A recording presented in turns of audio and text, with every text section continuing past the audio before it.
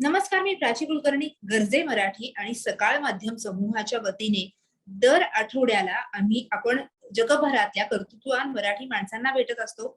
त्यांचा प्रवास जाणून घेत असतो. अर्थात यात भेटणारा प्रत्येक माणूस हा एक स्वतःमध्ये एक इन्स्पिरेशनल कहाणी असते, त्याच्या स्ट्रगलची एक कहाणी असते आणि अशीच एक व्यक्ती आपल्याला आज भेटायला आलेली आहे. खरं तर दरवेळेसचीच माणसं एकाहून एक म्हणजे खरं जे कोहिनूर हिरा म्हणावा ना, अशा पद्धतीने म्हणजे परदेशात आहेत पण खरं भारतात असती तर कदाचित त्यांनी आणखीन काहीतरी वेगळं भारतासाठी घडवतील अशी असतात. आणि आज जी व्यक्ती आहे त्या परदेशात असल्या तरी सुद्धा भारतासाठीच काम करतायत, भारतासाठी कष्ट घेतायत, भारतासाठीच नाही तर भारतीयांसाठी झटतायत. आपल्या बरोबर आहेत डॉक्टर स्वाती कुलकर्णी, ज्या अमेरिकेमध्ये अटलांटामध्ये कौन्सिल जनरल म्हणून काम करतायत. मॅम, स्वागत आहे तुमचं या खास कार्यक्रमामध्ये. नमस्कार. थँक्यू. मी सुरुवातीलाही जसं म्हटलं की दरवेळी आमच्या बरोबर अशी माणसं असतात ज्यांनी परदेशात जाऊन स्वतःचं व्यक्तिमत्व घडवलंय. पण या सगळ्या माणसांसाठी तुम्ही काम करताय, तर तुमचा हा सगळा प्रवास तर आम्हाला जाणून घ्यायचा आहेच. पण सुरुवात मला करायची आहे की कोणी असं ठरवलेलं नसतं की मी फॉरेन सर्व्हिसेस मध्ये जायचंय. तुम्ही तर अजिबातच ठरवलं नव्हतं असं मला वाटतंय, कारण तुम्ही डॉक्टर आहात आणि डॉक्टर म्हणजे मेडिकल प्रॅक्टिशनर डॉक्टर आहात. तर हा फॉरेन सर्व्हिसेस हा टप्पा तुमच्या आयुष्यात कसा आला हे तर मला जाणून घ्यायचंय, पण त्याच्या आधी तुमचं लहानपण, त्या प्रवासाविषयी थोडं. असं काही ठरलं नव्हतं की आंतरराष्ट्रीय संबंधांमध्ये काही करिअर करायचंय किंवा इंटरनॅशनल रिलेशन्स मध्ये जायचंय किंवा डिप्लोमसी फॉर दॅट मॅटर करायचंय. लहानपणापासून जसं आपल्या इथे एक साचा ठरलेला असतो, जसं आई बाबा म्हणतात की बाबा रे मेडिकल इंजिनिअरिंग हे असे ठराविक आपल्याकडे करिअर ऑप्शन्स असतात. आणि माझं पण लहानपण काही त्याला एक्सेप्शन नव्हतं. जसं लहानपणी आई म्हणायची की बघ डॉक्टर झाली तर फार छान आहे. बाबा मध्येच म्हणायचे बघ इंजिनियर झालं तरी फार छान आहे. तर आमच्या घरामध्ये असा हा वादविवाद नेहमीच असायचा की बाबा रे काय व्हायचं. आणि माझंही म्हणजे कधी वाटायचं डॉक्टर बनू, कधी वाटायचं इंजिनियर बनू, कधी वाटायचं आर्किटेक्ट बनू. ते काही मनामध्ये असं पक्क झालेलं नव्हतं. ते 12वी मध्ये नंतरच आपण जेव्हा परीक्षा देतो, ज्याला आपण हायस्कूल म्हणतो, त्याच्यानंतरच पक्क झालं खरं पाहायचं तर. म्हणजे तुम्ही जसं म्हणालात की लहानपणापासून हे सांगितलं जात होतं घरामध्ये, असं होतं की हुशार विद्यार्थी म्हणजे मेडिकल इंजिनिअरिंग, हे तर एक पठडी ठरलेली असते आपल्याकडे. मग असं तुम्ही मेडिकलला जायचं ठरवलं, एमबीबीएस केलं आणि तिथून मात्र एकदम डायव्हर्जन घेतलं, ते कसं झालं? मी सांगते तुम्हाला, जसं आमचा मेडिकलचा हे झालं ना, कोर्स संपला आणि मग आम्ही इंटर्नशिप करतो नाही का. मग तेव्हा काय झालं की मी बायोमेडिकल इंजिनिअरिंग आहे IIT मध्ये, त्याची पण परीक्षा पास झाले.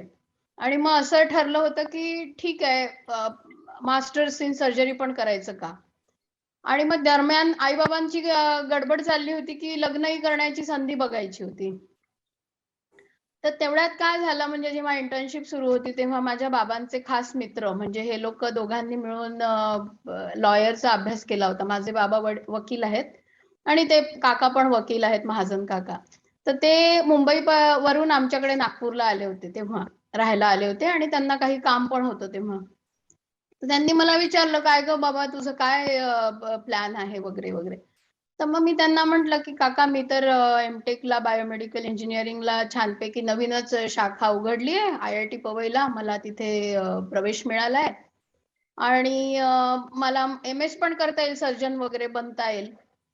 तर बघू आता या दोन पैकी कसं, कारण मला छान मार्क वगैरे आहेत आणि मी थोडीशी बढाई पण मारली. मग काका म्हणले, अगं हे तर काहीच नाही म्हणे, भारतीय प्रशासकीय सेवा जी आहे ती तर फार कठीण असते आणि इंडियन फॉरेन सर्व्हिस तर त्याच्यापेक्षाही कठीण आहे, म्हणजे भारतीय विदेश सेवा. तर आम्हाला काही माहित नव्हतं हे भारतीय प्रशासकीय सेवा काय आहे किंवा काय विदेश सेवा आहे. मग मी म्हटलं काका हे काय असतं. मग त्यांनी समजावून सांगितलं, बघ तू जर राजदूत असशील, तू अँबॅसेडर असशील तर तुझा काय मान असणार, कसं असणार, कसं तू दुसऱ्या देशात जाणार आणि मग तुला कसं वेगळ्या वेगळ्या एम्बसीज मध्ये काम करायला मिळणार, भारतासाठी किती छान म्हणजे तुला अगदी प्राईम मिनिस्टर सरांसोबत किंवा असं प्रेसिडेंट, असं सगळ्या मोठ्या मोठ्या डिग्निटरीज सोबत कसं काम करायला मिळणार. तर त्या रात्री मला काही झोप आली नाही. मग मी काकांना दुसऱ्या दिवशी म्हटलं, काका मला अजून समजावून सांगा त्याच्याबद्दल काय आहे, कसं आहे वगैरे.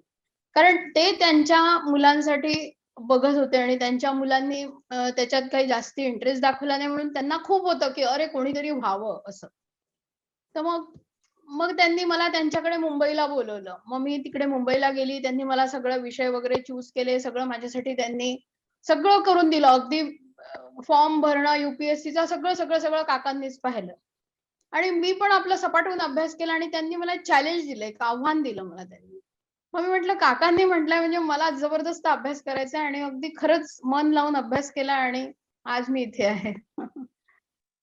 पण मग घरनं जिथे तुम्हाला कायम सांगितलं जायचं की इंजिनिअरिंग कर किंवा मेडिकल कर, त्यांची रिॲक्शन काय होती? कारण तुम्ही जसं म्हणालात, तुम्ही जे स्वप्न बघत होता की बायोमेडिकल इंजिनिअरिंग किंवा MS करायचं आहे आणि एकदम हे डायव्हर्जन आलेलं होतं. म्हणजे वडिलांचे मित्र जरी असले तरी सुद्धा डॉक्टर असणं त्याचा एक मान वेगळा आपल्याकडे समजला जातो आणि अशातनं एकदम ऑफिसर बनायला कुठे निघाली असं नाही झालं? झालं. आमच्या घरामध्ये खूप मोठे जोरदार वादविवाद झाले. आई एकीकडे, बाबा एकीकडे, मी एकीकडे. आईचं म्हणणं होतं पहिले आई माझी गृहिणी आहे, बाबा माझे वकील आहेत. तर पहिले आईचा खूप जास्ती आग्रह होता ना, की मेडिकल म्हणून.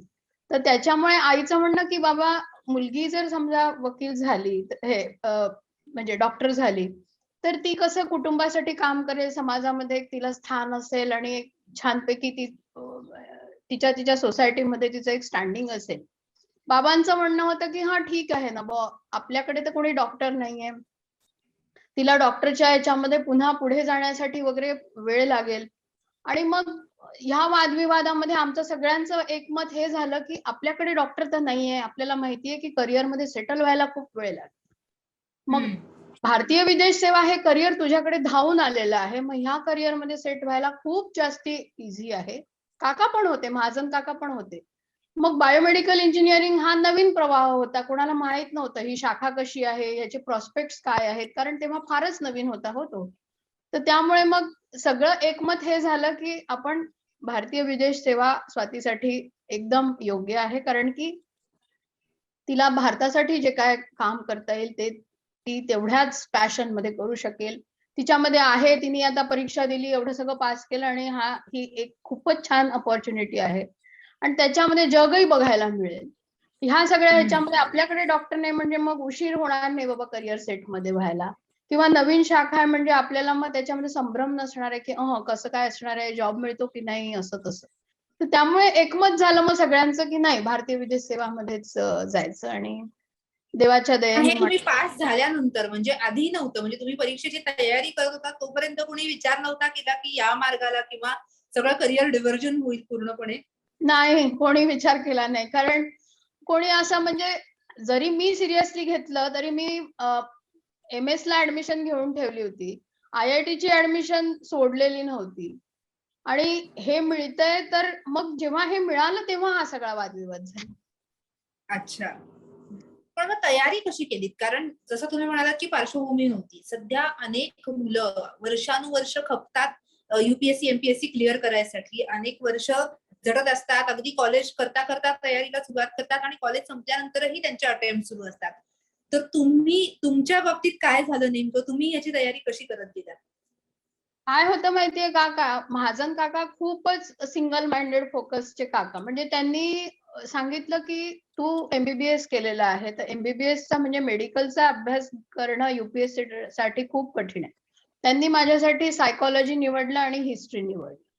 आणि ते मला अच्छा. म्हणाले, की "तुला सायकॉलॉजीचा अभ्यास PhD लेव्हलपर्यंत करायचा आहे आणि हिस्ट्रीचा पण अभ्यास तुला जनरल नॉलेजसाठी हेल्प होईल आणि तुला PhD लेव्हलचा करायचा आहे."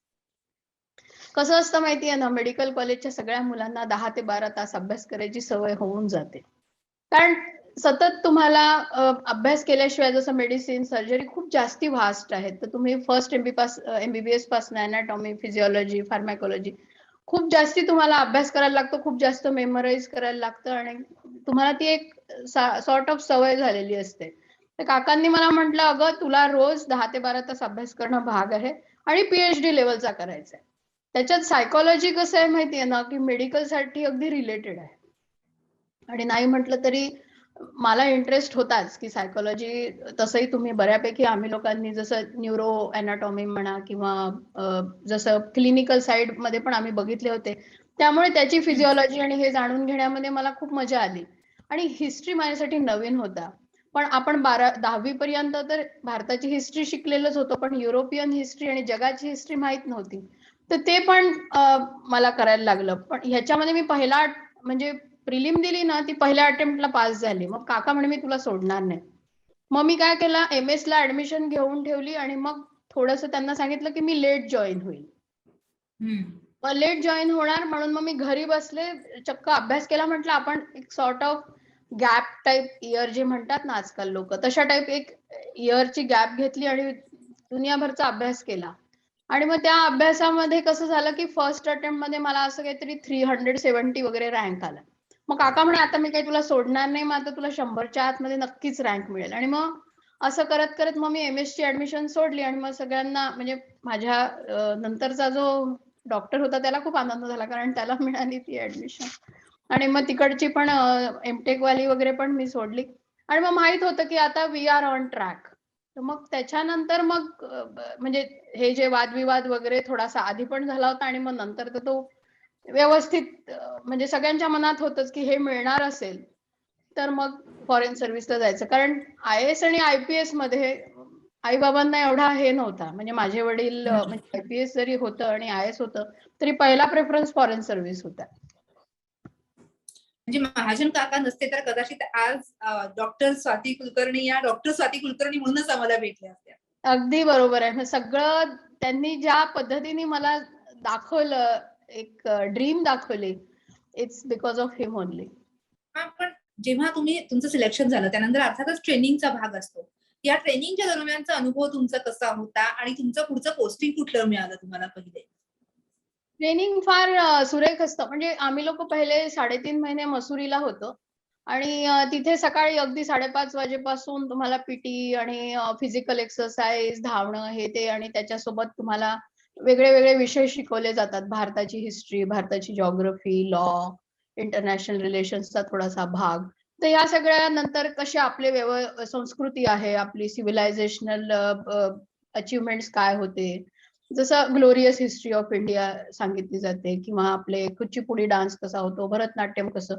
तर सकाळी म्हणजे तुम्ही जेव्हा सुरू होता त्या ट्रेनिंग मध्ये, it's a very rigorous training. 5:30 ला तुम्ही उठले आणि तुमचं संध्याकाळी 8 वाजेपर्यंत ते ट्रेनिंग असतं. त्याच्यामध्ये तुम्ही इतक्या म्हणजे IAS, IPS आणि फॉरेन सर्व्हिस एकत्रच असतं सहसा. म्हणजे मी तरी बघितलं आणि आमच्या वेळी पण तसंच होतं. तर तुम्ही त्या सगळ्यांसोबत तुमची कॉम्रेडरी पण छान होते, तुम्ही छान मित्र-मैत्रिणी जमता. की मग आता जसं मी इथे आहे, माझे काही बॅचमेट्स तिकडे IAS मध्ये असतील, IPS मध्ये असतील, तर त्यांचं हे असतं की तुमच्या लोकांमध्ये चांगली मैत्री असावी, म्हणजे कामं फटाफट झाले पाहिजे बाबा आपल्या देशाचे जे काय असतील. तर ते ट्रेकिंग पण असतं तिथे. 8-10 दिवस तुम्ही एक एक ग्रुप केले जातात, त्या ग्रुपमध्ये तुम्ही ट्रेकिंगला वगैरे जाता. तर तुमची मैत्री अशी छानपैकी घट्ट बनण्याचं त्यांचं एम असतं. आणि बऱ्याच गोष्टी भारताबद्दल जे शिकायच्या असतात. कारण तुम्ही जसं वेगळ्या वेगळ्या बॅकग्राऊंडचे लोक येत आहेत, कोणी इंजिनिअरिंगचं आहे, कोणी डॉक्टरचं आहे, कोणी ह्युमॅनिटीज आहेत, पण हे जे विषय आहेत भारताच्या बद्दलचे तुम्हाला माहिती नाहीये सगळ्यांना, तर मग ते तसं ट्रेनिंग दिलं जातं. तर 3.5 महिने ते होतं. आणि मग बायफर्केट होतात. IAS वाले लँड रेव्हेन्यू वगैरे त्या ट्रेनिंगला जातात. IPS वाले जास्त त्यांना जे आहेत क्रिमिनल लॉ वगैरे त्या सगळ्या गोष्टींमध्ये, आणि फिजिकल एक्सरसाइज जास्त, आणि त्यांचं हैदराबादला ट्रेनिंग होतं. आमचं जसं फॉरेन सर्व्हिसला आम्हाला दिल्लीला पाठवतात. मग तिथे आम्हाला पुन्हा इंटरनॅशनल लॉ, डिफरंट देशाबद्दलच्या जे काय डिप्लोमॅटिक फॉरेन पॉलिसी आणि हे, किंवा लँग्वेज शिकायची असते, जसं आम्हाला फ्रेंच शिकायला लावलं होतं. नंतर मग ते आम्हाला वेगळ्या वेगळ्या भारत दर्शन देतात. सार्क कंट्रीजचा टूर होता. नंतर army, navy, international media relations तुम्ही कसे कराल, हे सगळ्याचं ट्रेनिंग आहे. ते जवळपास 1 वर्षाचं ट्रेनिंग दिलं जातं. आणि मग ते आम्हाला मिनिस्ट्री ऑफ एक्सटर्नल अफेअर्स, आपली जी साऊथ ब्लॉक आहे, तिथे प्रोबेशन म्हणून एका डिव्हिजन मध्ये अटॅचमेंट दिली जाते. So it's a rigorous training for at least 1.5 year, almost 2 years. पहिलं पोस्टिंग कुठलं होतं आणि तुम्ही अँटिसिपेट केलेलं पोस्टिंग मिळालं तुम्हाला? ऍक्च्युली मी म्हणजे आम्हाला सगळ्यांना एक लँग्वेज पिकअप करायची असते. तर मेरिट प्रमाणे तुम्हाला लँग्वेज दिली जाते. तर मी स्पॅनिश लँग्वेज घेतली होती, कारण आउट ऑफ 14 च्या बॅच मध्ये माझा 7वा नंबर होता. तर मी ती लँग्वेज घेतली आणि मला वाटलं की ठीक आहे बुवा, माझं पोस्टिंग स्पेनला होईल आहे आणि तिथे तिथल्या युनिव्हर्सिटीमध्ये स्पॅनिश लँग्वेज करायला मिळेल. पण माझं पोस्टिंग त्यांनी मेक्सिकोला करून दिलं आणि माझा नवरा तेव्हा जर्मनीला होता आणि तो उगलँड कंपनीमध्ये, he is a merchant Mariner, तर तो जर्मनीमध्ये होता. तर मला खूपच हे झालं की अरे असं कसं वगैरे. म्हणून मग मी खूप म्हणजे हे झाली थोडी. मी आई-बाबांना काहीही सांगितलं नाही आणि मी पटकन असं माझं रेसिग्नेशन लेटर वगैरे लिहिलं आणि आमच्या जे तिथले सर होते त्यांना दिलं आणि म्हटलं, "सर असं कसं? माझं मेरिट सांगताय की मला तर स्पेन मिळायला पाहिजे." तर ते म्हणे, "अगं असं काय करते? मेक्सिकोला पण स्पॅनिश आहे आणि तुला." म्हटलं, "नाही, पण माझा नवरा तर जर्मनीमध्ये आहे." तर मग मेक्सिको आणि जर्मनी तर फार दूर-दूर आहे बुवा. तर ते म्हणे की मग मी त्यांना रेसिग्नेशन लेटर दिलं वगैरे. तर ते म्हणे, "तू वेडी आहेस का? हे असं थोडी करतात." त्यांनी घेतलं ते पत्र माझं आणि फाडून फेकून दिलं. आणि ही गोष्ट ते माझ्या मुलीला जेव्हा ते भेटले नंतर ते सांगत होते अगदीच. आई आई म्हणे, "तू असं कसं केलं?" माझे बाबा मला एवढे रागवले, "तू असं कसं केलं?" "अगं, एक प्रोसिजर असते ब्युरोक्रसीमध्ये." म्हटलं, "ठीक आहे ना." पण त्यांनी ते फाडून फेकून दिलं आणि मग ते म्हणे, की "काही हरकत नाही. स्पेनमध्ये तुला हवंय ना." ते एक बोर्ड असतं आमचं, फॉरेन सर्व्हिस बोर्ड. मग त्या नेक्स्ट बोर्डमध्ये त्यांनी दोघा मुलांना आम्हाला स्पॅनिश लँग्वेज शिकायला स्पेनमध्ये म्हणून मॅड्रिडला पाठवलं. म्हणजे माझी मेक्सिकोची कॅन्सल केली. स्पेनचा हा सगळा अनुभव तर आहेच, पण तुम्ही लंडनला गेलात आणि तिथे म्हणजे एका अर्थाने मोठं काम तुमच्या हातून घडलं. कदाचित जेव्हा गेलात तेव्हा तुम्हाला अंदाजही नसेल की आपण असं काहीतरी करणार आहोत. ते म्हणजे मेडिकल प्रॅक्टिशनरसाठी जे डिस्क्रिमिनेशन आहे ते प्रिव्हेंट करण्यासाठी तुम्ही काम केलं. तर लंडनचा हा टप्पा आणि मग या कामाकडे कसं वळलात? म्हणजे काही घडलं ज्याच्यातनं हे काम झालं का म्हणजे जाणीवपूर्वक तुम्ही चूज केलं? कारण तुमचं सगळं मेडिकल बॅकग्राऊंड लक्षात घेता अर्थात तुम्हाला यात इंटरेस्ट असणारच. काय होतं माहितीये का, लंडनला मी गेली तेव्हा माझं जी पोस्ट दिली गेली म्हणजे तिथे खूप मोठं आहे आपलं हाय कमिशन तिथलं. तर हाय कमिशनर तिथे फार मोठे म्हणजे अपॉइंटमेंट पॉलिटिकल डिग्निटरीज अशा लोकांना देतात, करिअर डिप्लोमॅट्स वगैरे. पण आमचे होते तेव्हा म्हणजे हाय कमिशनर म्हणतात, कारण कॉमनवेल्थ कंट्रीज आहेत बुवा. म्हणून तिथे हाय कमिशनर होते आमचे कमलेश शर्मा सर आणि मग त्यांना चीफ ऑफ स्टाफ लागतो. म्हणजे असे काही मिशन्स आहेत आपले, जसं वॉशिंग्टन, लंडन किंवा रशिया. तिथे एक फॉरेन सर्व्हिसचा जो ऑफिसर असेल त्याला चीफ ऑफ स्टाफ म्हणून हाय कमिशनरचा नेमणूक केली जाते. तर ती प्रेस्टिजियस असते तेव्हा यंग एज मध्ये. तर ती माझी नेमणूक झाली होती. तर हाय कमिशनर जे करणार ते तुम्हाला अगदी जवळून बघायला मिळतं. अगदी बर्ड्स आय व्ह्यू म्हणतात तसं. तर सगळंच हँडल करायला मिळतं, political, commercial, economic, press, everything. तर तेवढ्यात तिथे काय झालं माहितीये का लंडनला, की आपले जे डॉक्टर्स आहेत त्यांना हं. एक रुलिंग होतं, म्हणजे एक HSMP, highly skilled migrant programme म्हणून जो आहे, तो रुलिंग त्यांनी रिट्रोस्पेक्ट मध्ये लावला आणि अशा तऱ्हेने लावला की जे डॉक्टर्स तिथे होते त्या सगळ्यांना तो रूल जर अप्लाय केला असता तर त्यांना लंडन सोडून भारतात जायला लागलं असतं.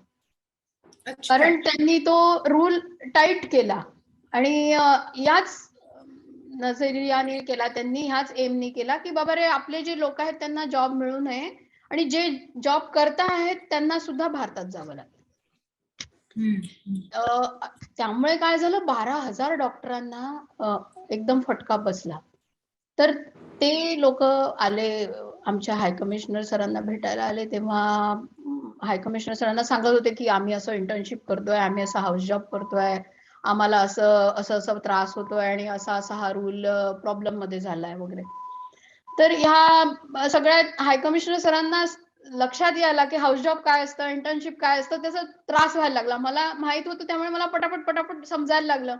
मग हाय कमिशनर म्हणे, "स्वाती, तूच का नाही हँडल करत या गोष्टी?" म्हटलं, "ठीक आहे, मी हँडल करते." मग तिथल्या जे प्रमुख जे मंडळ, जसं कमिटी सारखे जे लोक आले होते डॉक्टरांचे, ते मला म्हणाले की ठीक आहे, आम्ही तुझ्या घरी येतो वगैरे. आणि मग अनेक मीटिंग्स झाल्या आणि मग त्याच्यात ठरलं की हा रूल त्यांनी अशा प्रकारे बदलला आहे आणि आपल्याला काय हवं आहे. तर हं. मग त्याप्रमाणे मग कसं मग त्याला फाईट करायचं. मग ह्या लोकांनी ब्रिटिश बापिओ म्हणून एक असोसिएशन आहे, British association of physicians of Indian origin. मग ती त्यांनी व्यवस्थित मजबूत केली. मग तिला कसं फाईट करायचं, मग लिगली फाईट करूया म्हणून एक वकील नेमला, पैसे गोळा केले त्या लोकांनी, आणि मग आम्ही पॉलिटिकली कसं त्याला फाईट करायचं. म्हणजे जसं आपले प्राईम मिनिस्टर जेव्हा युकेच्या प्राईम मिनिस्टर यांना भेटणार, किंवा आमचे हाय कमिशनर तिथल्या हेल्थ सेक्रेटरीला भेटणार, किंवा आमच्यासारखे ज्युनियर ऑफिसर्स तिथल्या ब्युरोक्रेटिक ऑफिसर्सला हेल्थ डिपार्टमेंटच्या कसं भेटणार. सो प्रत्येक लेव्हलवर अगदी व्यवस्थित फोकस प्रमाणे आम्ही ठरवून सगळी योजना हे करून फाईट केली. आणि मग मीडियामध्ये कसं टाकायचं, किंवा मग पार्लमेंटेरियन्स तिथले आहेत त्यांच्या ज्या म्हणजे जसं आपली लोकसभा राज्यसभा आहे तसं त्यांचं हाऊस ऑफ लॉर्ड्स, आणि तिथे कसं त्यांना कसं आपल्या कम्युनिटीने जाऊन सांगायचं की बघा आमच्याकडे हे कसं डिस्क्रिमिनेशन होत आहे. तर ऑल राऊंड ही फाईट केली गेली.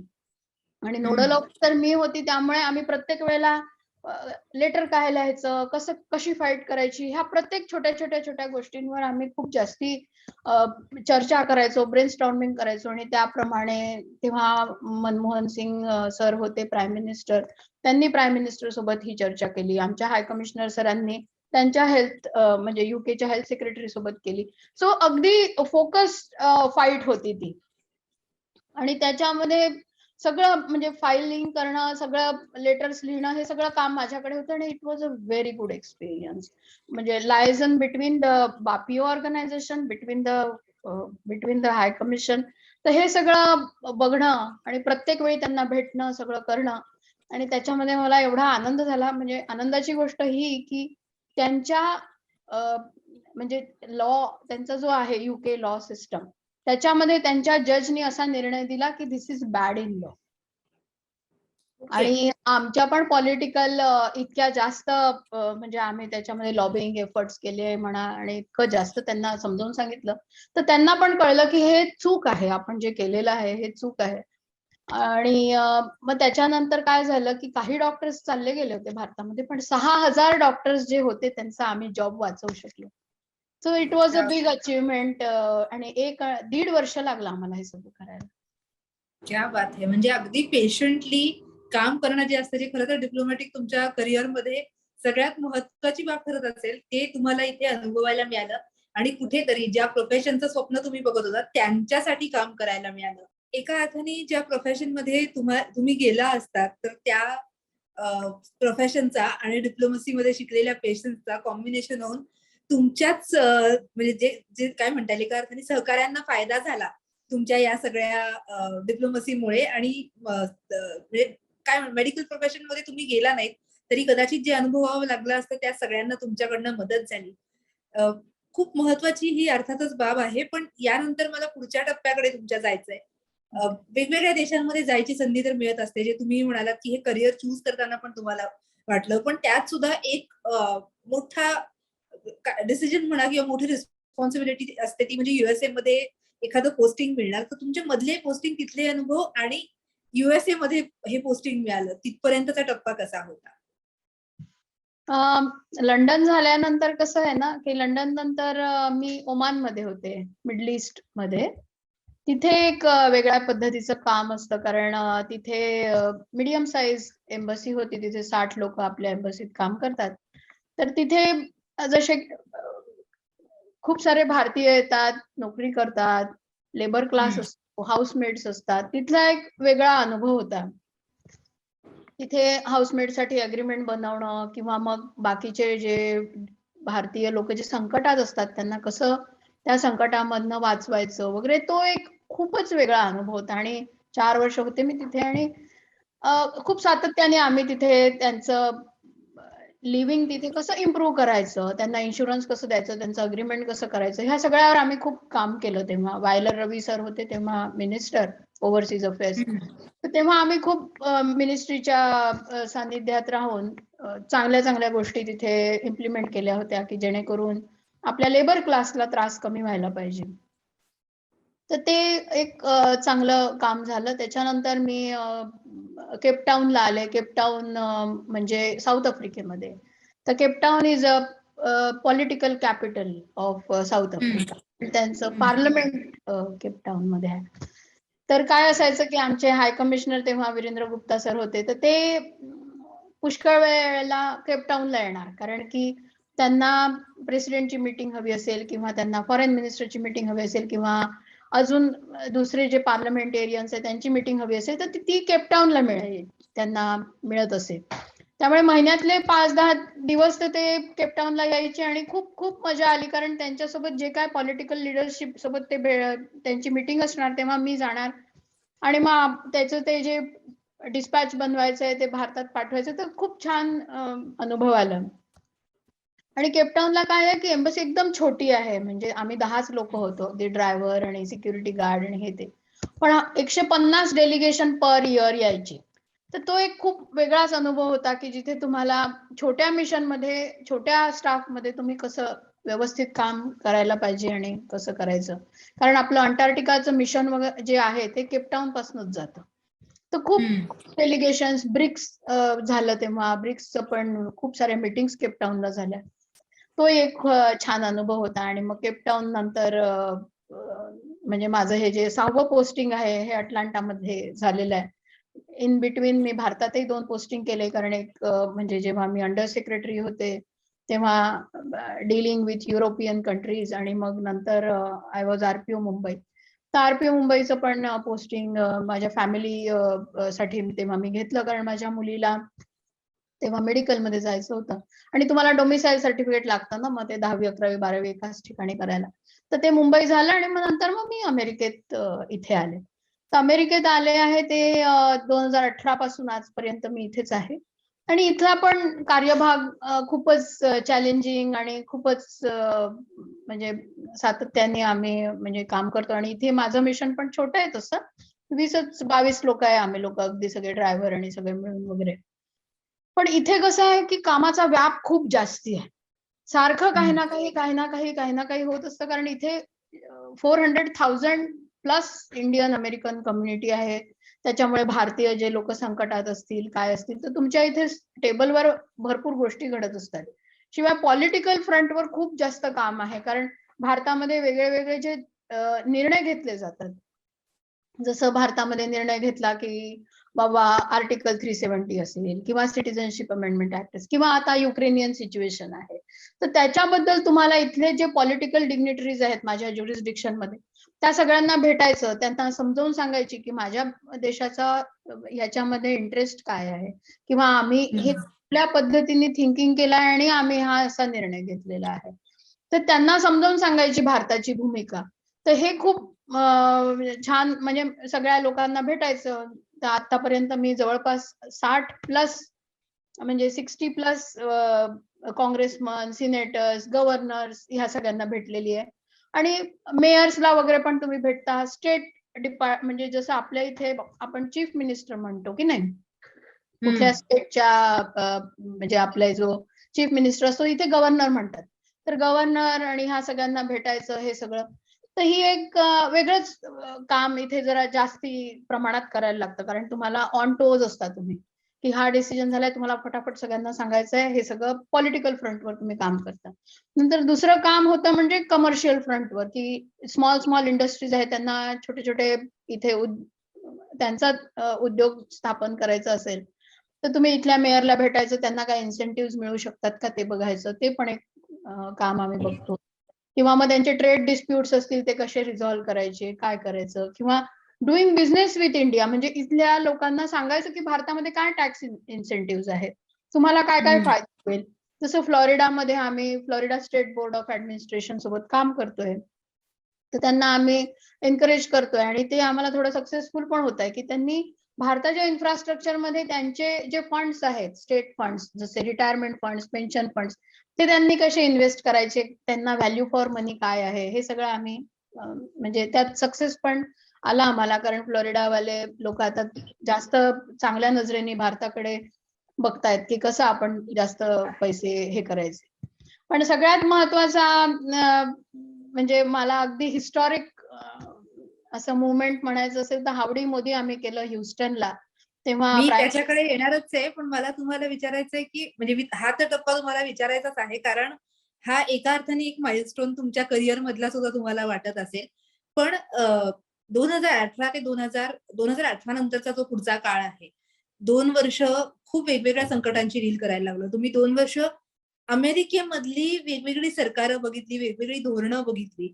या सगळ्यामध्ये काम करताना डिप्लोमॅटचा कस लागत असेल, कारण भूमिका बदलतात, सगळ्या गोष्टी बदलतात आणि अशामध्ये तिथे असणारे भारतीय, त्यांची भूमिका अगदी एखाद्या प्रोटेस्टपासनं अगदी एखाद्या म्हणजे जेव्हा कुणाला तरी काहीतरी प्रेज करायचं असतं, सेलिब्रेशन असतं, या सगळ्यामध्ये तुम्हाला सहभागी व्हावं लागतं आणि जिथं भारतातली कम्युनिटी इतकी मोठी आहे, त्या सगळ्यांना डील करण्याचा हा अनुभव, केटर करण्याचा अनुभव कसा आहे आणि मुळात अमेरिकन सरकार बदललेली बघणं, तिथला सगळा जो तिथल्या इलेक्शनच्या काळामध्ये तिथे असणं, हा अनुभव तुमच्यासाठी कसा होता? अ, मला तर खूप आवडलं इथलं काम. सगळेच म्हणजे सगळ्याच पोस्टिंग मधलं काम वेगळं-वेगळं आणि खूप चॅलेंजिंग होतं, विविधता होती. ह्युमन इंटरॅक्शन खूप जास्ती एक्सटेन्सिव्ह आहे या म्हणजे अमेरिकेच्या ह्याच्यात त्यात तर काही म्हणजे डाऊटच नाहीये. पण इथे जेव्हा-जेव्हा म्हणजे इलेक्शन्स होतायत किंवा पॉलिटिकल डिग्निटरीज ज्यांना आपण भेटतोय, भारताची भूमिका सांगतोय, ती एक वेगळीच मजा आहे. का इलेक्शन्स होणार असतील, समजा 2020 इलेक्शन्स झाले आमच्या वेळेस नोव्हेंबर 2020 मध्ये, तेव्हा इथलं गव्हर्नमेंट बदललं. हं. तर आमच्या पण जॉर्जिया मधलं जे इलेक्शन होतं त्याला नॅशनल लेवलवर फोकस झाला होता. तर तेव्हा पॉलिटिकल डिस्पॅचेस भारतामध्ये पाठवणं हे सगळं काम खूपच चॅलेंजिंग होतं तेव्हा, की काय बघायचंय, कोण जिंकतंय, कसं जिंकतंय आहे आणि मग जो जिंकतो आहे त्याच्यानंतर आपल्याला जेव्हा रिझल्ट कळतो तेव्हा वाटतं हां, आपण सांगितलं ते काही अर्थाने कितीतरी बरोबर निघालं. So that sort of happiness is there, की अरे हां, ठीक आहे. आपलं जो अनालिसिस होतं ते करेक्ट होतं बुवा असं. एक छोटीशी ती मजा असते. आणि या इथे भारतीय लोक जे होते ना, म्हणजे जसं तुम्ही म्हणता कोविड वगैरे, तर तेव्हा वंदे हं. भारत म्हणून खूप मोठा एक भारताने ऑपरेशन केलं तेव्हा. तर आमच्या पण ज्युरिस्डिक्शन मधनं पहिले जी फेज झाली ना, फेज 1, फेज 2 वगैरे, तर तेव्हा आम्ही खूप सायंटिफिक पद्धतीने वॉशिंग्टन एम्बसीच्या सुपरव्हिजनच्या अंडर आमचा पण भाग आला. तेव्हा आम्ही खूप सातत्याने काम केलं. अगदी रात्री 12-12 पर्यंत वगैरे लोकांना जे स्ट्रँडेड होते इंडियन्स इथे. काही-काही कामाने आले होते. कोणी टुरिस्टसाठी, कोणी काही कामासाठी, कोणी कॉन्फरन्ससाठी, कशासाठी. तर त्यांना भारतात जायचं होतं. तर त्या सगळ्यांना आम्ही व्यवस्थित टॅब्युलेट केलं, की कुणाचा काय इश्यू आहे, स्टुडंट्स काय आहेत का, कोण कसं आहे आणि मग त्यांना प्रायोरिटी वाईज आम्ही भारतामध्ये पाठवलं. तर पहिल्या फेजमध्ये जेव्हा फ्लाइट सुरू केल्या, तेव्हा 700 लोकांना आमच्या इथनं गेलेत तेव्हा. हं. तर तो काळ थोडासा म्हणजे लोकांशी बोलायचं, त्यांच्या ज्या इमोशन्स शेअर करायच्या, त्यांना सांत्वन द्यायचं, त्यांना रिअश्युअर करायचं. तर it was a different sort of experience. तर तो पण काम तसं खूप मोठ्या प्रमाणात आमच्या सगळ्या स्टाफने खूप जास्ती कष्ट घेतले तेव्हा. तर तो पण एक आणि वेगळा अनुभव. याच सगळ्या दरम्यानचा सगळ्यात मला वाटतं, की एका अर्थाने तुमच्यासाठी टास्क ठरलेला इव्हेंट असेल, तो म्हणजे हाउडी मोदी, ज्याची जगभरात चर्चा होणार होती. जो जगभरासाठी म्हणजे एका अर्थाने लक्ष लागलेलं होतं, की काय काय पद्धतीने यामध्ये भूमिका मांडल्या जात आहेत. कारण अमेरिकेसारखा जो देश असतो, तेव्हा त्याचं जेव्हा रिलेशन एखाद्या देशाशी म्हणजे भारतासारख्या देशाशी धरणार असतं, त्याचे खूप वेगवेगळ्या पातळ्यांवरती अर्थ असतात आणि ती भेट, तो कार्यक्रम घेणं, हा म्हणजे सगळं डिझायनिंग म्हणा किंवा तिथे आल्यानंतर पंतप्रधानांसाठी सगळं जे तुम्ही तिथला सगळा जो सोहळा आयोजित केला होता. तर ह्या हावडी मोदीचा टप्पा काय होता? स्ट्रेस होता का तुम्हाला असं वाटत होतं, की एक खूप मोठा इव्हेंट आपल्या समोर होतो आहे किंवा आपण त्याचा भाग आहोत? नाही, नाही. खूपच आम्ही खूप आनंदाने तो सोहळा बघितला. त्याच्यामध्ये आम्ही महत्त्वाचा पार्ट पण निभवला. कारण कसं होतं ना, आमचे अँबॅसेडर सर होते, हर्ष श्रिंगला सर होते. तर त्यांनी ते म्हणजे सॉर्ट ऑफ आम्हा सगळ्यांना, कारण आपले 5 कॉन्सुलेट आहेत ना इथे. तर ही वॉज बेसिकली गाईडिंग अस कसं करायचं म्हणून. तर आमचं जे कॉन्सुलेट होतं अटलांटाचं, तर आम्हाला इन्चार्ज बनवलं होतं काँग्रेशनल लिएझॉन. म्हणजे तुम्ही जे काँग्रेसचे जे डिग्निटरीज येणार आहेत, त्या सगळ्यांचं काम आमच्याकडे होतं आणि प्राईम मिनिस्टर सरांचं ते जिथे थांबणार होते प्रोग्रामच्या आधी आणि नंतर, तर ते राहणार होते त्या म्हणजे त्या रूमसाठी त्याचं डेकोरेशन करणं ते सगळं आमच्याकडे होतं.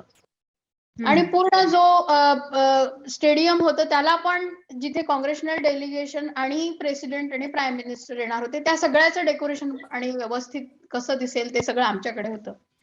तर आमचं जे ऑफिस आहे त्याचे म्हणजे आम्ही तर 22च लोक होतो, पण मी जवळपास 10 लोकांना घेऊन म्हणजे आमचे जे सगळे स्टाफ अगदी आनंदाने सगळेजण, मॅडम आम्ही खूप काम करू, अगदी सगळेजण खूपच डेडिकेटेड आणि हे होते. तर सगळे आम्ही तिथे गेलो आणि 22 काँग्रेसमन जे होते अमेरिकेचे ते तिथे आले होते आणि त्या प्रत्येकाने अगदी सांगते ना, माझ्या स्टाफनी प्रत्येक काँग्रेसमनला काय त्यांचं आहे बायोडेटा वगैरे पाठ होता आमच्या लोकांना.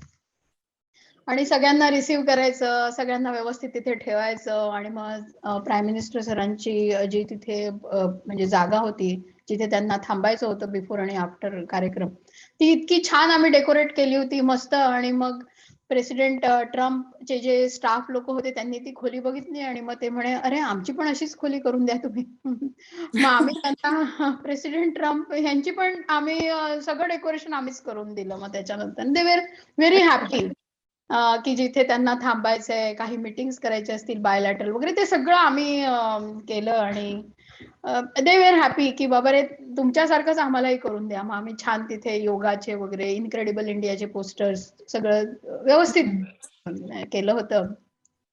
आणि बॅक स्टेजवर मला लाईन अप करायचं होतं की काँग्रेशनल लीडर्स कुठे उभे राहतील आणि हे ते. तर मी बॅक स्टेजला उभी होती आणि प्राईम मिनिस्टर सर आले असे आणि तेव्हा त्यांनी त्या इन्स्टावर म्हणजे सुरुवात केली. जेव्हा ते गेले की हावडी मोदीचं पहिला ट्विट झालं, तेव्हा आमचे सगळे सगळीकडे टीव्हीवर वगैरे आणि पोरं एकदम एक्साइटेड, आई तू तिथे आहे, आई तू तिथे आहे. आणि अगदी माझे स्टाफ पण, because they all were there जेव्हा. आणि मग प्रोटोकॉल ड्युटी होती आमची, जेव्हा ती सगळी झाली ना, विक्टरी लॅब झाली आणि मग प्रोटोकॉल ड्युटी होती, तर सगळे लाईन अप करायची. तर तेव्हा सगळे आम्ही लोक टीव्ही मध्ये आमचे स्टाफ वगैरे, तर सगळे एव्हरीबडी वॉज सो एक्साइटेड की आपण एवढं छान हार्डवर्क केलं आणि सक्सेसफुल झालं. कारण कसं असतं ना की काही हिकअप्स नव्हते, की काही त्याच्यामध्ये काही छोटे छोटे इश्यूज नाही आले बुवा, की आपण इतकं छान प्लॅन केलं आणि ते सगळं तशा प्रमाणे घडलं. कारण it was a massive event आणि 1600 व्हॉलेंटियर्स होते बरं का, कम्युनिटीचे सुद्धा. आणि ते इतकं आमच्या स्टाफचं, कम्युनिटीचं एवढं छान संगनमत होतं की प्रत्येक जण आपलं पॅशननी त्यांनी काम केलं, अगदी जीव ओतून सगळ्यांनी काम केलं. तेव्हा तर असं म्हणताच येणार नाही की एकट्या माणसाचं काम आहे, नाही, it was a team effort. Everybody worked and did very well. त्याच्यामुळे काहीच त्याच्यामध्ये गडबड झाली नाही. So that's a really historic event. आणि सगळेजण अगदी यांनी सांगतात की बाबा रे, म्हणजे सगळ्यांना गर्व आहे त्या इव्हेंटला की आपण कसं छान काम केलं. क्या बात आहे. म्हणजे तो अनुभव म्हणजे सगळ्यांसाठीच लक्षात राहणारा तुमच्यासाठी ठरला असेल यात काहीच शंका नाही. पण मॅम मला तुम्हाला एक आणखीन गोष्ट विचारायची आहे, ती म्हणजे तुम्ही घेतलेला एक इनिशिएटिव्ह कदाचित हा तुमच्या कामाच्या अनुभवामधनं आलेला असेल. म्हणजे तुम्ही रिजनल पासपोर्ट ऑफिसर मधनं म्हणून काम केलं, पासपोर्ट ऑफिसर्समध्ये काम केलं आणि आता म्हणजे तुमच्या कॉन्सुलेटच्या पेजवरती गेलं की पटकन एक चॅटबॉट ओपन होतं. तर पासपोर्टसाठीचा चॅटबॉट हे कसं आलं? म्हणजे भारतीयांना मदत करायची तर त्याला तंत्रज्ञानाची जोड द्यायची. या पातळीवर तुम्ही करताय. काय असतं माहितीये का, आमचं कॉन्सुलेट आहे तिथे जे काम करणारी लोक आहेत ती फार कमी आहेत. आणि 2 माणसं जरी फोनवर ठेवली ना तरी 400,000 प्लस लोकांना रिच आउट करायचं, किंवा एव्हरीबडी इज नॉट कॉलिंग, पण खूप लोक कॉल करतात. आणि मग त्यांना वाटतं की कॉन्सुलेट जसं पाहिजे तसं त्यांच्याशी रिच आउट होत नाहीये. मग आम्हाला ते खूप खटकायचं की अरे आपण एवढं छान सगळ्यांना मदत करायच्या दृष्टिकोनातनं काम करत असतो. अगदी माझे सिक्युरिटी असिस्टंट सुद्धा सतत इमर्जन्सी कॉलवर असतात. ते पण मदत करत असतात. पण मग असं काय घडतंय की ज्याच्याप्रमाणे आपण त्यांना स्मूथ करू शकू. म्हटलं लेट अस यूज टेक्नॉलॉजी. मग माझ्या ऑफिसमध्ये एक टीम होती, त्यांनी काय केलं, छोटे छोटे व्हिडिओ केले आणि मोठे मोठे व्हिडिओ केले. की छोटे व्हिडिओ याच्यासाठी की तुम्हाला म्हणजे नॉर्मल रुटीन गोष्टी आहेत ना, नाव वगैरे सगळं लिहायचं ते येत असेल तर फक्त क्लिष्ट गोष्टी ज्या असतील तुम्हाला वाटतात, आम्हाला ज्या अनुभवायला मिळाल्या, खूप सारे जे लोकांचे कॉल्स येतात ना, मला हे जमत नाही, ते जमत नाही, ते आम्ही धरून एक शॉर्ट व्हिडिओ बनवले प्रत्येक गोष्टीचे, म्हणजे पासपोर्ट, व्हिसा, ओसीआय साठी. आणि मोठे पण व्हिडिओ बनवले की ज्याच्यामध्ये आम्ही हँड होल्डिंग करू, की कसं भरायचं कॉलम, कसं करायचं. मग आम्ही ते सगळे व्हिडिओ अपलोड केले चॅटबॉट मध्ये. आणि चॅटबॉटचं नाव दिलं आम्ही दोस्त है ना. म्हणजे जसं मैं ना शाहरुख खानचं तसं आम्ही आपलं दोस्त है ना, कहीं भी कभी भी, म्हणजे ऍट युअर फिंगर टिप्स. म्हणजे तुम्ही मोबाईलवर असा, फोनवर कसंही. तर ते खूप हिट झालं. म्हणजे आता माझ्या इथे आमचं फर्स्ट कॉन्सुलेट आहे की ज्यांनी तो चॅटबॉट सगळ्यात पहिले आणला.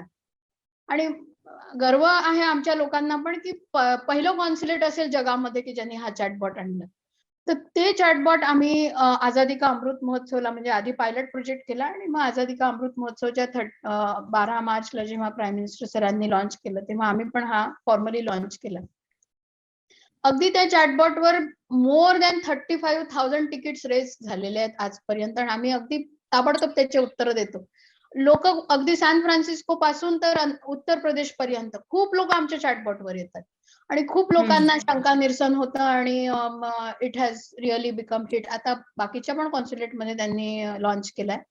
पण इट्स अ गुड वे की तुम्ही लोकांना सांगू शकता की काय करायचंय, पासपोर्ट कसं भरायचं, फॉर्म कसा भरायचा, ओसीआयचं कसं करायचं, व्हिसाचं कसं करायचं, miscellaneous service. So it's real big hit. क्या बात आहे मॅम. कदाचित म्हणजे एवढा विचारही केला नसेल की इतकं सहज सोपं होईल आपली प्रोसेस. याचं पण भारतीयांना आज या सगळ्यामुळे मदत होते आहे. पण हे सगळं करत असताना म्हणजे स्ट्रेसफुल जॉब तुमचा भरपूर आहे. पण हे सगळं करत असताना तुम्ही तुमच्या 2 आवडी जपल्यात. कदाचित ते डिस्ट्रेस होण्याची प्रोसेस असेल तुमची ते म्हणजे स्विमिंग आणि टेनिस. म्हणजे ह्या 2 गोष्टींचं एकतर मला कनेक्शनही नाही कळलं. पण कशा म्हणजे ही आवड कशी जपली आहे तुम्ही? स्विमिंग मी पहिल्यापासून 10वी पासून करायची. म्हणजे आम्ही तेव्हा म्हणजे नागपूरला वगैरे होती तर बाबांनी मला स्विमिंगला खूप एनकरेज केलं. तर ते शिकल्यामुळे नेहमीच म्हणजे प्रत्येक वर्षीच उन्हाळ्याच्या सुट्टीमध्ये जायचं, स्विमिंग करायचं. आणि टेनिस मात्र मी ओमानला शिकली जेव्हा मी मुलांना शिकवत होते. तर तेव्हा अच्छा. आम्ही टेनिस खेळलो. ओमान आणि लंडनला माझ्या मुलांना मी टेनिसला टाकलं होतं. तेव्हा मी लंडनला पोरांसोबत मी पण शिकले. तर त्याच्यामुळे त्याचं पण म्हणजे मी आणि माझा नवरा आम्ही दोघं पण टेनिस खेळायचो आणि मुलं पण टेनिस खेळायचे. दोघी माझ्या मुली आहेत. त्या पण खेळायच्या. तर त्याच्यामुळे मला ती आवड निर्माण झाली. कारण कसं असतं माहितीये का, म्हणजे जसं मसुरीला वगैरे आम्हाला शिकवलं की फिजिकली फिट तर मेंटली फिट. तर तसं इट्स रिअली गुड एक्सरसाइज. तर आता स्विमिंग तर मला रोज करायला फार आवडतं. तर जेव्हा जेव्हा जमेल, जसं जसं असेल, जसं हिटेड पूल असेल नसेल किंवा थंडी असेल तर मग तेवढे महिने नाही करत. पण जेव्हा अपॉर्च्युनिटी मिळेल तेव्हा तर स्विमिंग केलं जातं. सध्या टेनिसमध्ये गॅप पडली आहे पण पुन्हा पुढच्या पोस्टिंगला जरूर टेनिस सुरू करेन. तुम्ही सुरू कराल ह्याच्यात काहीच शंका नाही. शेवटचा प्रश्न म्हणजे प्रत्येकालाच आम्ही हा विचारतो आणि प्रत्येकाचा दृष्टिकोनही या बाबतीतला वेगळा असतो. हे करिअर करायचं स्वप्न तर अनेक जण बघतायत. म्हणजे अधिकारी होण्याचं, गव्हर्नमेंट जॉब आहे, सेटल होतो, असं स्वप्न बघणाऱ्यांची संख्या आता वाढली. कदाचित तुम्ही जेव्हा हे निवड केली त्यावेळेस तुलनेने ती कमी असेल. आज स्पर्धाही वाढलेली आहे. तर या स्वप्न पाहणाऱ्या तरुणांना तुम्ही काय सांगू इच्छिता? माझा एकच संदेश असेल, जेव्हा आपलं स्वप्न असतं ना, ते साकार करण्यासाठी भरपूर मेहनत करायची. भरपूर मेहनत म्हणजे अशा पद्धतीने करायची की अं, जसे सिंपल गोष्टी असतात ना, त्या एक्स्ट्रॉर्डनरीली वेल करायच्या. खूप जास्ती कठीण गोष्टी करण्याच्या भानगडीत पडायचं नाही. म्हणजे ज्या सिंपल, माझ्या मते तर आयुष्यामध्ये 70 काय 80 किंवा कधी-कधी 90% गोष्टी खूप साध्या, सिंपल, सरळ असतात. आणि त्याच जर तुम्ही छान, म्हणजे आता जर समजा एखादी छोटीशी गोष्ट असेल आणि ती तुम्ही खूप जास्ती जीव ओतून किंवा ती खूप छान पद्धतीने जर केली तर सक्सेस नक्कीच येतो. म्हणजे माझा तर हा अनुभव आहे आणि मी हे प्रत्येक वेळी प्रत्येक पोस्टिंगला पाहिलंय की छोट्या छोट्या सिंपलच गोष्टी छान करायच्या. And that's how I think. मी माझ्या मुलींना सुद्धा नेहमी हेच सांगते की बाबा रे, do simple things extraordinarily well. क्या बात है मॅम. एकदम सिंपल फंडा तुम्ही दिलेला आहे. कदाचित अनेकांना याचा विचार करताना जाणवेल, की ह्याचं मोल काय आहे, महत्व काय आहे. धन्यवाद मॅडम, तुम्ही एवढा वेळ काढलात आणि तुमच्या खरं तर खूप बिझी शेड्यूलमधनं एवढा वेळ तुम्हाला काढायला लावणं, हे आमच्यासाठी सुद्धा अवघड होतं. पण तुम्ही एवढा वेळ काढलात, आमच्याशी गप्पा मारल्यात आणि तुमचं सगळं हे मोलाचं मार्गदर्शन, तुमचा प्रवास आम्हाला जाणून घेता आला. गरजे मराठी आणि सकाळ माध्यम समूहाच्या या खास कार्यक्रमामध्ये आता इथेच थांबूयात. पुन्हा भेटूयात नवीन पाहुण्यांसह. तोपर्यंत पाहत रहा साम टीव्ही. धन्यवाद.